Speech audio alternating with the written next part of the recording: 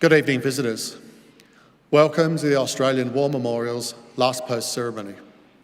My name is Craig Burrell, and joining us today from the Royal Australian Air Force is Flight Lieutenant Bindi Banwaite. We welcome the veterans who have served, those that are still serving, and the families that love and support them. We acknowledge the members of RSL and Services Clubs Association, RSL Victoria and RSL Queensland, who are watching the broadcast of this ceremony across Australia. During this evening's ceremony, wreaths will be laid at the base of the pool of reflection by visitors to the memorial.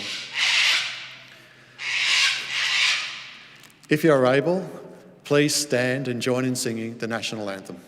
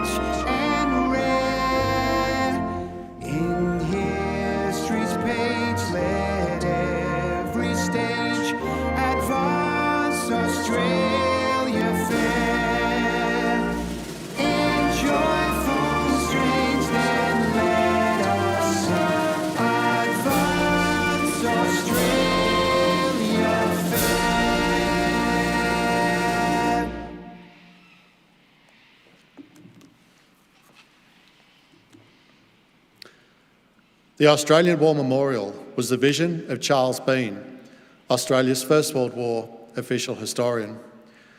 Bean landed with the Australian troops on Gallipoli and stayed with them at the front through to the end of the war. The idea of this national memorial and museum came to him at Pozières, France, in the depths of the bloody fighting of 1916. Bean's idea was that this would be a place where families and friends could mourn their loved ones buried in faraway places. It would also be a place that could help all Australians understand what these men and women had endured and what they had done for us. Bean's vision, to which we remain true, is best expressed as inscribed in the entrance to the memorial's galleries. Here is their spirit, in the hearts of the land they loved, and here we guard the record which they themselves made. Tonight, we will read the story behind just one of those on the Roll of Honour, which lists the names of more than 102,000 men and women who have given their lives for us in war and on operations for more than a century. But first, we present a lament, Flowers of the Forest. Wreaths or floral tributes will now be laid at the base of the pool of reflection.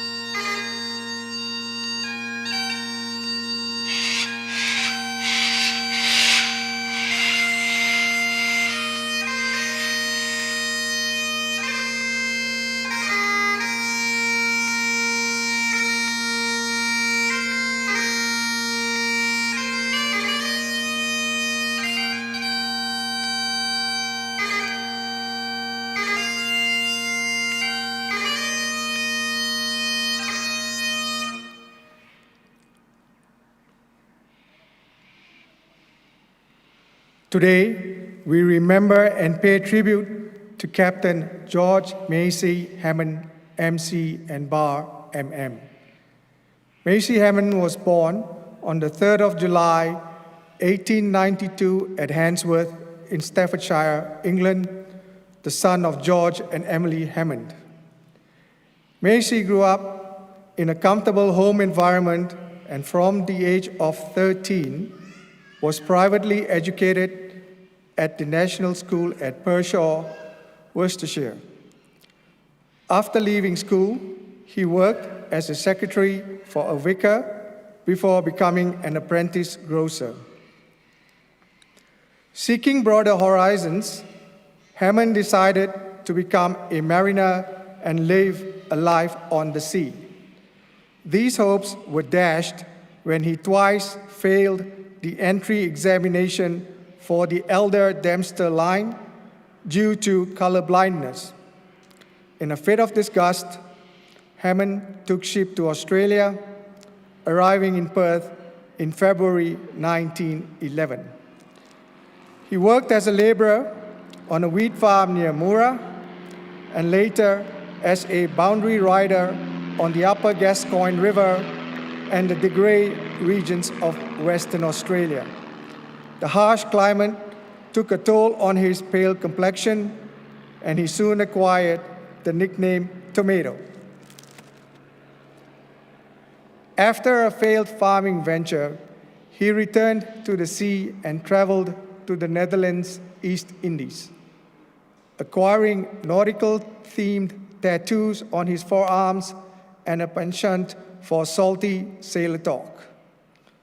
After returning to Australia, he penned a vivid account of his journey and then traveled to Broome, where he was working as a second mate on a pearling vessel when the First World War began.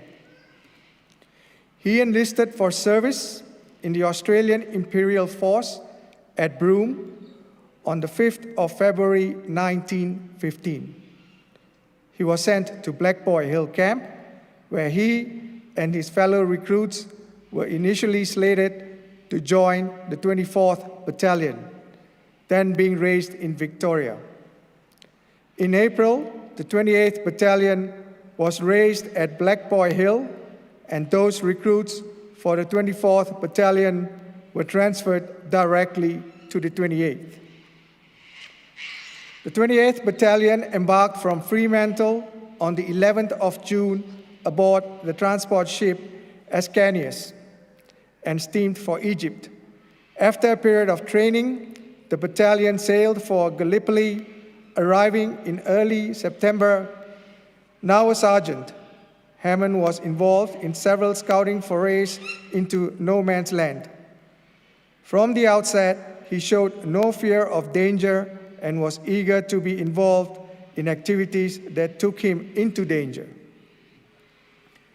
At the beginning of December, Hammond reported sick with jaundice and was evacuated to Egypt to recover. Weeks later, Gallipoli campaign came to an end. The 28th Battalion returned to Egypt in early January 1916. Hammond rejoined his unit the following month, sailing to France in mid-March. The men had their introduction to trench warfare in the nursery sector, a sector of the front line near Armentières, and Hammond earned a military medal for his scouting work. In July, the battalion was sent south to the Somme. Before entering the front line, Hammond was ordered to remain with the battalion's nucleus and to stay out of the forthcoming attack on the German OG-1 trench. Not wanting to miss the battalion's first major action in France, he disobeyed orders and went into the front line anyway. On the night of the 28th of July, the battalion went over the top and advanced, suffering 470 casualties in less than 2 hours. Hammond was wounded by shrapnel in his left thigh. He recounted the incident in a letter written from his hospital bed. I received a dose of shrapnel in my left leg on the glorious night when the battalion went over the top. The doctors have extracted the stuff, but goodness knows when I will commence crawling about again. I do so want to get back to the good old 28th instead of lying so helpless here. We had a hell of a time. There is only 30 of us left, so perhaps a fellow must count himself extremely lucky to come out with only a leg wound. All our officers have gone, and I'm rather anxious to know what they propose doing with the small remainder of the company. He found out while in hospital that despite his disobedience, he had been commissioned as a second lieutenant on the same day he had been wounded. Now, using a walking stick, he returned to duty in September and took over a platoon in A Company. He proved an able and popular leader and an unconventional officer. He took the wire out of his peaked cap and painted the 28th Battalion's color patch on the top and refused to wear a helmet in the line. He never quite adopted the Army's words of command, preferring to deliver his commands in nautical terminology. When he required his men to halt, he would call out, "Make fast, forward," instead.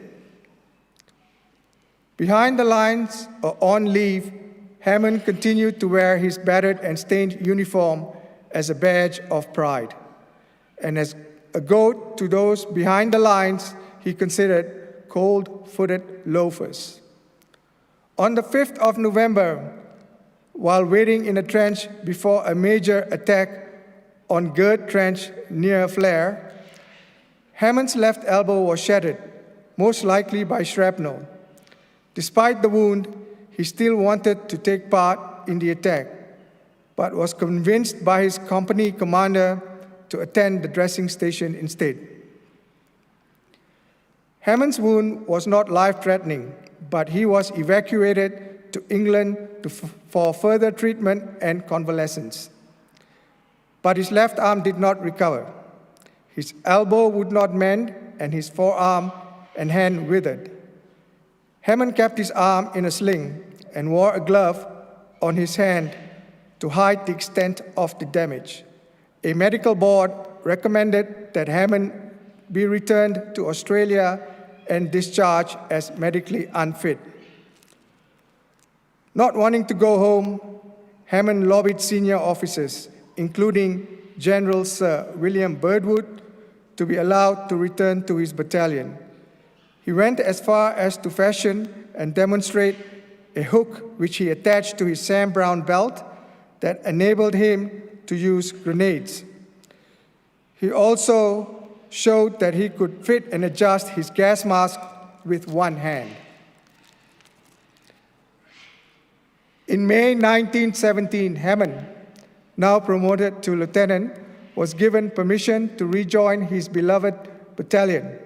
His commanding officer made Hammond battalion intelligence officer in order to keep him out of the line. He was having none of it. During the attack on Polygon Wood on the 20th of September, he used his position as intelligence officer to be at the forefront of each attack and was amongst the first Australians into the German trenches, where he captured 20 Germans. Part of his citation for the Military Cross reads, "He was fearless in the extreme and cheered everyone on. He volunteered for any dangerous work and made a number of reconnaissances of the front line, securing much useful information." At around 1 a.m. the following morning, Hammond paid a visit to his friend Captain Reg Hill in C Company. One soldier who witnessed the visit later recounted, "Rather than walk through the trenches, Hammond made his way over open ground, and despite the darkness, the Germans were shooting at him. Unperturbed, Hammond stood on the parapet talking to Gill, who soon remonstrated with his friend. For God's sake, Meysey, get down into the trench or you'll be knocked. Hammond was said to have replied, "Oh, I'm all right, Reg, old man. It's just ripping letting those blighters see how they miss me. But I suppose I better get down. I don't want to draw crabs on your boys." Hammond remained with Gill for a little while longer before moving on to another company. All the while, under German fire, Gill was killed a week later. Hammond was prominent in the 28th Battalion's attack on Brooksinder Ridge in early October. He and the battalion signals officer were observed well ahead of the rifle companies, attacking German pillboxes with revolvers, grenades, and bad language. Hammond had a lucky escape from a German sniper on Christmas Day 1917, when a bullet tore through his left breast pocket, damaging his field notebook and cigarette case, but leaving him otherwise unwounded.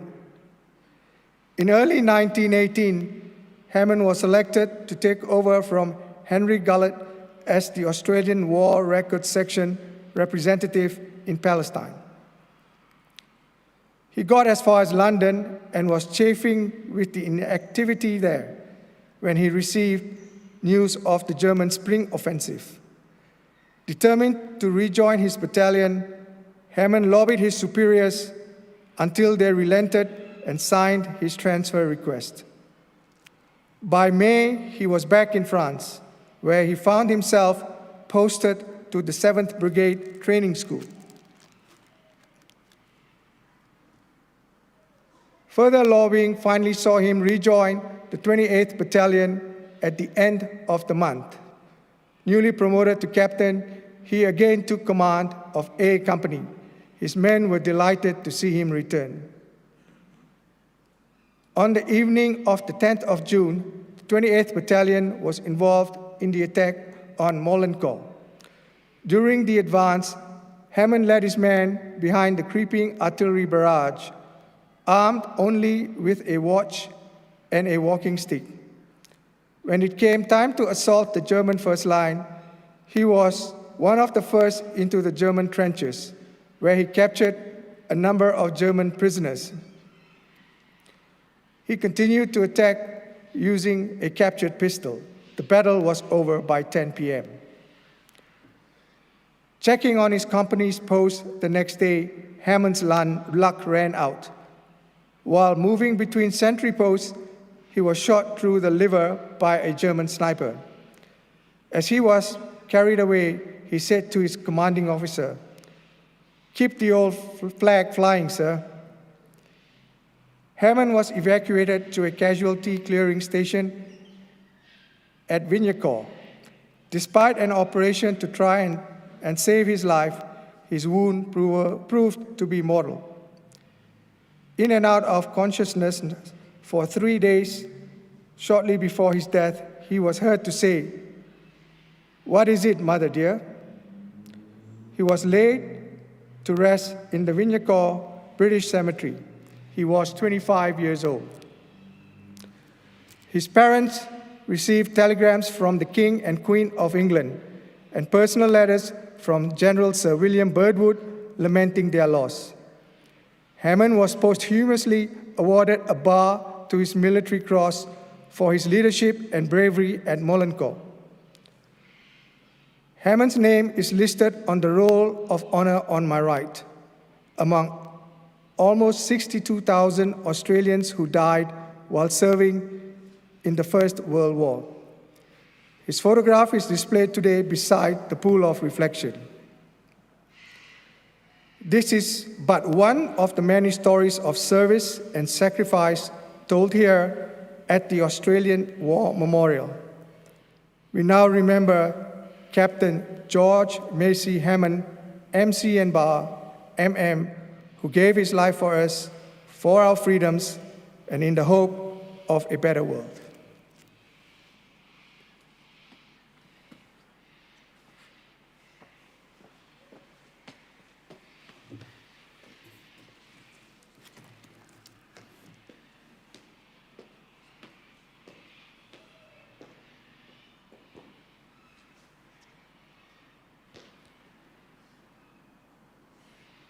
They shall grow not old, as we that are left grow old. Age shall not weary them, nor the years condemn. At the going down of the sun, and in the morning, we will remember them.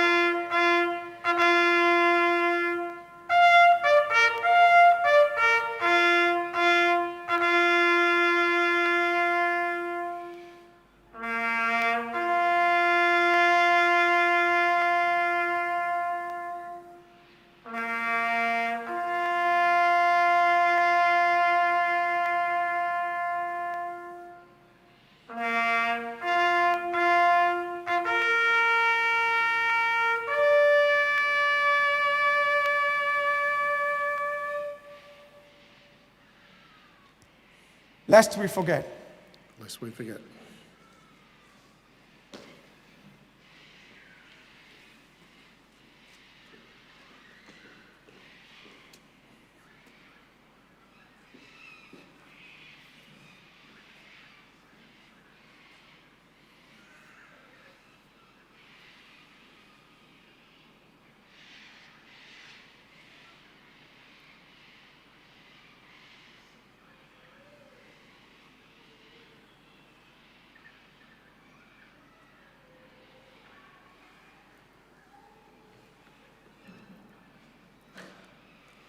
We leave you this evening with the words of the memorial's founder, Charles Bean. Many a man lying out there at Poziere or in the low scrub at Gallipoli with his poor, tired senses barely working through the fever of his brain has thought in his last moments, well, it's over. But in Australia, they will be proud of this. Ladies and gentlemen, that concludes the last post ceremony. We thank you for visiting the Australian War Memorial, and we wish you all a very good evening.